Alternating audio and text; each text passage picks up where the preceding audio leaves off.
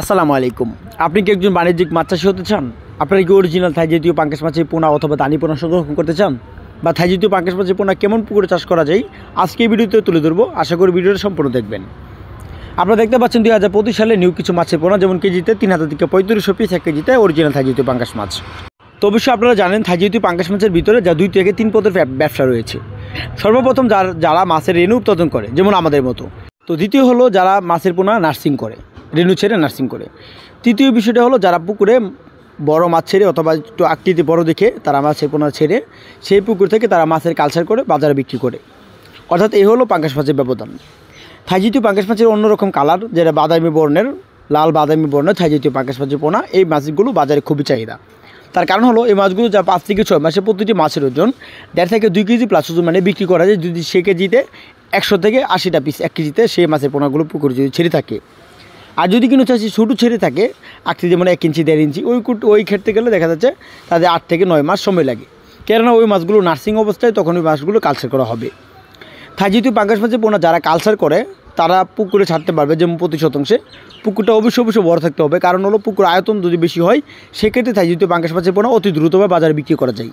আর দ্বিতীয় কারণ হলো পুকুরে অবশ্যই যেন রোদের তাপমাত্রা বা রোদের আবহাওয়া পড়তে পারে 4 থেকে 5 ঘন্টা, ওইদিকে আপনাদের লক্ষ্য রাখতে হবে। থাই জাতীয় পাঙ্গাস মাছের পোনার পুকুর আয়তন যদি বড় হয়, বা দ্বিতীয় কথা হলো পুকুরের জন্য 4 থেকে 5 ঘন্টা রোদের আবহাওয়া পড়তে পারে, সেই পুকুরে মাছের পোনা দ্রুত বর্ধনশীল হয়। থাই জাতীয় পাঙ্গাস মাছের পোনাকে অবশ্যই আপনারা বাসমান ফিট খাবার দিতে হবে। যখন কেজিতে 5 থেকে 3টা পিস চলে আসবে, তখন আপনারা হাতে খাবার বানিয়ে ডুবান্ত পরিমাণ খাদ্য দিতে পারবেন থাই জাতীয় পাঙ্গাস মাছের পোনাকে। এখন বলি থাই জাতীয় পাঙ্গাস মাছের পোনাকে আপনারা প্রতি শতকে কতগুলো পিস করে মাছের পোনাগুলো চাষ করবেন। পুকুরে পানির গভীরতা 5 থেকে 6 ফিট অথবা 8 থেকে 10 ফিট হলেও মাছের পোনাগুলো চাষ করা যায়। কিন্তু থাই জাতীয় পাঙ্গাস মাছের পোনা যদি পুকুরের পানির আয়তন বেশি হয় সেক্ষেত্রে আপনি প্রতি শতাংশে চাষ করতে পারবেন 150 পিস। আর যদি পুকুরের পানির আয়তন কম হয়, যেমন 4 থেকে 5 ফিট অথবা 6 ফিটের ভিতরে যদি হয়, সেক্ষেত্রে আপনি পুকুরে মাছের পোনা মজুত করতে পারেন 120টা থেকে 130টা পিস বা 100 পিস করে মাছের পোনাগুলো মজুত করতে পারেন প্রতি শতকে এককভাবে। থাই জাতীয় পাঙ্গাস মাছের পোনা আপনারা জানেন বাসমান ফিট খাবারের মাধ্যমে যা প্রোটিন রয়েছে 70 থেকে 50% অথবা 30 থেকে 35% প্রোটিন।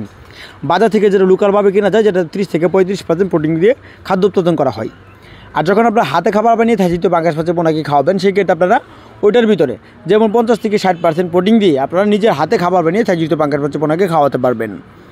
তো থাই জাতীয় পাঙ্গাস মাছের পোনা যদি ছোটো অথবা বড়, নতুন বছরে নতুন মাছের পোনা অথবা তা না হলে আপনার ছোটো চাপের মাছের পোনা, যেমন কেজিতে 8টা থেকে 10টা, কেজিতে 50 থেকে 60টা, যে কোনো সাইজের মাছের পোনাগুলো আপনারা আমাদের কাছ থেকে নিতে পারেন। কেননা আমরা সারা বাংলাদেশে যে কোনো স্থানে অরিজিনাল থাই জাতীয় পাঙ্গাস মাছের পোনা, যা লালনে বর্ণ বা লালনের বাদামি বর্ণের থাই জাতীয় পাঙ্গাস মাছের পোনা আপনারা আমাদের কাছ থেকে নিতে পারেন। যদি মাছের সকল ধরনের তথ্য পরামর্শ জানতে চান নতুন আগ্রহীরা, অবশ্যই আপনারা স্ক্রিনে থাকা নাম্বার তথ্য পরামর্শ জানতে পারবেন। আমাদের চ্যানেলটি যদি কারো ভালো লেগে থাকে লাইক কমেন্ট শেয়ার করবেন। এরকম নতুন ভিডিও পেতে আমাদের চ্যানেলের পাশে থাকবেন। তো দেখাবো অন্য একটি ভিডিওতে। সকল ধরনের তথ্য পরামর্শ জানতে হলে আমাদের চ্যানেলটি সাবস্ক্রাইব করে রাখবেন। তো দেখাবো। ধন্যবাদ। আসসালামু আলাইকুম।